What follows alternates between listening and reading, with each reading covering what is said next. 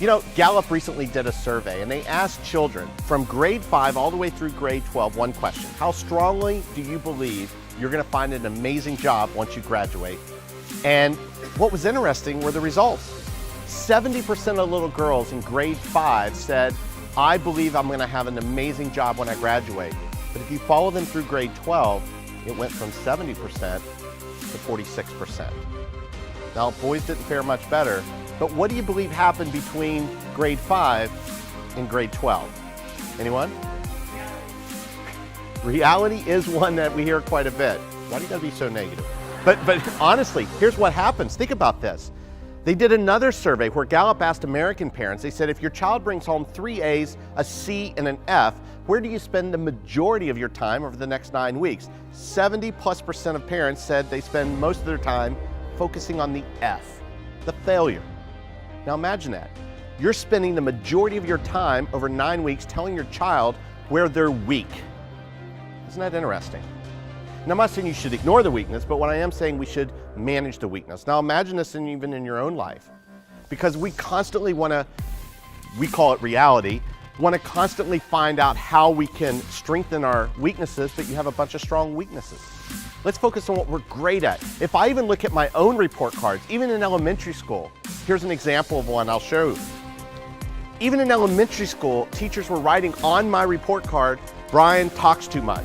Brian's still trying to stay quiet in class. Now, that was a strength. I've earned millions of dollars over the years doing what they told me I shouldn't do. Isn't that really an interesting way of looking at it? Now, I'm preaching this, but yet at the same time, I'm guilty of this. My own little girl, when she was in first grade, Alexis is an amazing, she's very bossy at the time, okay? She gets that from her mother. And yet in first grade, I went to her teacher and I said, Alexis is very bossy.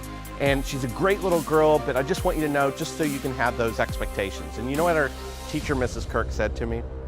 She said, and I'll never forget this, she said, Mr. Parsley, Alexis is not bossy. She's a leader. And what we need to do is show her how to harness that leadership capacity so people will follow her. The power to influence other people, to get voluntary compliance. And here we are, 600 plus sales professionals in this room. How do you get your customers to want to follow you? That's the key. One of the main topics I speak around is the psychology of an elite salesperson. So how did I get this information? I actually sat down and interviewed 11 top producing sales professionals. Now these are women and gentlemen that all earn over 7 figures a year in dollars, straight commission, from financial services to real estate. And I wanted to identify and find out what are the traits that they have, and here's what they are. And I thought they were really intriguing. We're gonna deep dive into each one of these for you guys. But as an overview, I want you to understand, number one, they're emotionally detached to every single deal. Now, notice I didn't say they're not emotional, but they're emotionally detached.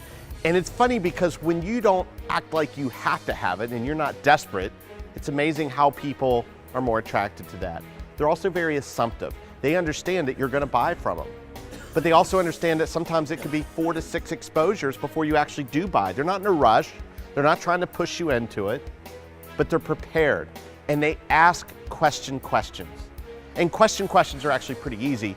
It's questions that you ask the person, but it forces them to respond in terms of you. Now, what I mean specifically is just asking questions that are going to engage them in such a way that they want to ask additional questions. You know, I want to share something with you that when you walk out of here, you're going to use. I don't care if you're a manager, sales professional, this is something you're going to take with you forever, and that's how to communicate effectively. In fact, I learned it from when my daughter was 4 years old. I'll never forget, we were pulling into a pharmacy to pick up a prescription. My wife was driving, and my daughter says out of the back seat, out of nowhere, Mom, where's the effing pharmacy at? My wife pulls her, it's like, I can't believe, what did you just say? And she said, you heard me. I said, where's the effing pharmacy at? And my wife was mad. She's staring at me. I'm like, I don't know, it wasn't me. But what she said next is something you never want to hear from your mother. She said, choose your next words wisely. Now my daughter's upset, 4 years old, she's in the back, and she said, why are you upset, Alexis? And she said, Mom, look at that word, pharmacy. Where's the F in pharmacy? and then we get this awe. And you know the lesson that I learned in business that you're gonna walk out of here with today? It doesn't matter what you say. What matters is what someone hears. And it doesn't matter what you write in that email. What matters is what they read in that email. And that's why it's imperative that you stop sending emails to deliver anything that could potentially be bad news. Pick up the phone. I see it all the time. People, not only do they write the bad email, they carbon copy 15 people, and you're sitting 2 feet away. Get up and talk. You know, be able to communicate. No, but we need to document. Fine, document. But have a conversation, then afterwards, go back and then say, hey, per our conversation, I just want to make sure you understand the things that I'm going to do. It's amazing. And by the way, if someone ever sends you something in this office going forward, you can say, did you mean that, or was that a effing pharmacy? One of the most exciting things I get to do as a father is to have daddy-daughter dates. And if you have a daughter, you understand what I'm saying. And October of last year, my daughter said, Dad, I want to go to Disney World. And I said, absolutely. So she and I flew down there, and I know it was October because it was Breast Cancer Awareness Month, and the people at Delta Airlines were raising funds for breast cancer. So on the flight down, she was making jewelry. She makes these little rubber bracelet things, and she was making that, and the flight attendant came by to collect money, and I put $20 in there. My daughter didn't even actually miss a beat. She just kept doing her thing, but the lady stopped and said, excuse me, she said, do you make jewelry? And she said, I make these little bracelets and I sell them for $1. And she's like, well, could I have one? She said, sure, pick. And she said, no, I want you to make me one, like red and white, like the colors of Delta. And she said, I can do that. She measured her wrist, and about 5 minutes later, the lady came back and she said, here's your $1. My daughter's 10 years old. She looks up and says, no, that'll actually be $5. And the lady goes, oh, I'm sorry, I thought you said they were $1. She said, that's custom.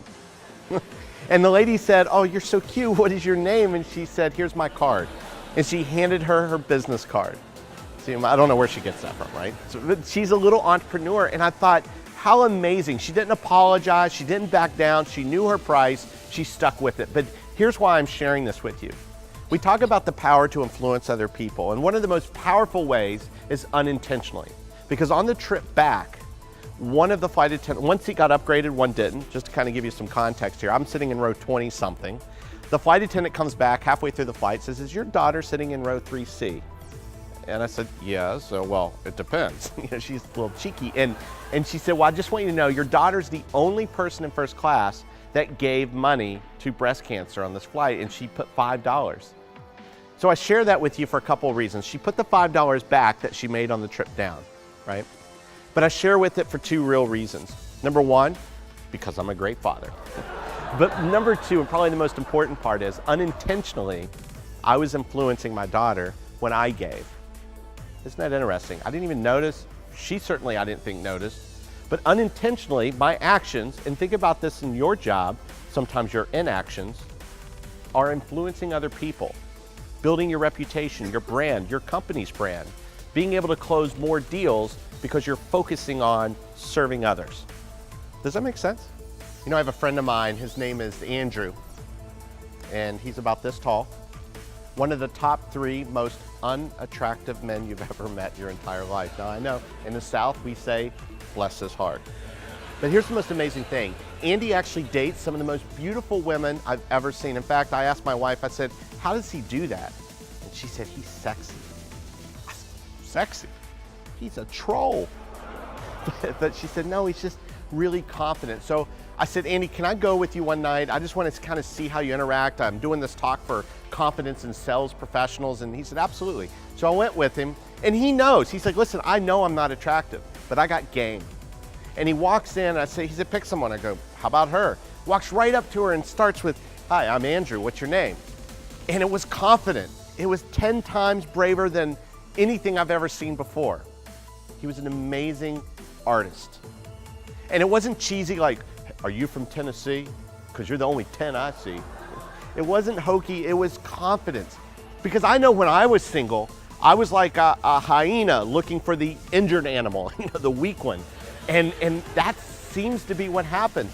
And obviously, ladies, no woman wants a man that's desperate or desperate looking.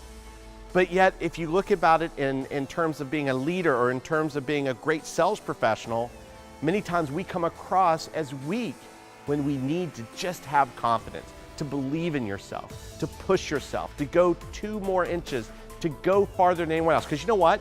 Anyone can, but very few people ever will. And one of the hardest concepts you're ever going to grasp in your career, the hardest concept is telling the truth to yourself. You lie to yourself. You justify, you rationalize on a daily basis. And it's not always the other person. You have to look in the mirror and take responsibility. And that's what makes a professional stay top of his game.